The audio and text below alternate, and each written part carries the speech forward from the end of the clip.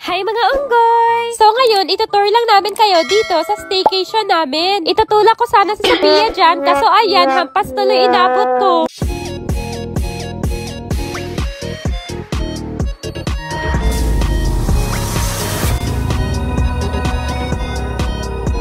Hi mga unggoy! So ngayon, itutour lang namin kayo dito sa staycation namin. Itutulak ko sana si Sophia dyan, kaso ayan, hampas tuloy inabot ko. Grabe mga unggoy, isa na to sa pinakabagandang staycation na napuntahan namin. Talagang makakapag-relax at mag-e-enjoy yung mga family at friends mo dito. Napaka-affordable lang din dito mga unggoy. Ayan, itutour na namin kayo sa loob. Grabe, pagpasok pa lang namin, sobrang ganda. Aesthetic ang atake. Ayan, meron din silang mga board games. Talagang mag-e-enjoy kayo dito. At eto, yung kitchen nila. Dito naman yung dining area nila. Tara na nga, akyat na tayo sa taas. Dito naman mga unggoy, yung master's bedroom. In fairness, ang laki talaga ng room. Eto naman yung CR. Lakas maka-aesthetic talaga. Grabe, nakaka-relax talaga dito. Kaya ayan, si Bobby tulog na agad. Bawat kwarto dito mga unggoy, may TV. May balcony din. May extra CR din sa hallway. Apat nga pala yung kwarto dito mga unggoy. Kaya kasyang-kasya talaga kayong buong pamilya at mga barkada. Lahat din ng kwarto may mga cabinet. Air-conditioned na din lahat ng mga kwarto. Dito naman mga unggoy, may mga double bed. Kasya siguro dito mga 4 or 5 tao.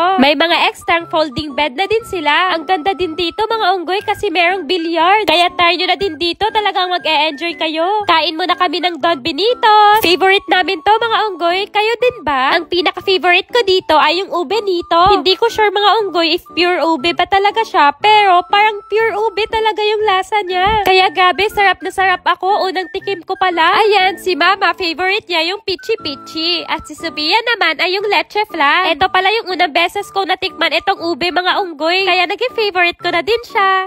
I love ube. Ayan, itatry din ni Sophia yung ube. Sabi niya, sobrang sarap pala talaga. Comment ka kayo mga unggoy kung ano yung favorite niyo sa Don Benito's.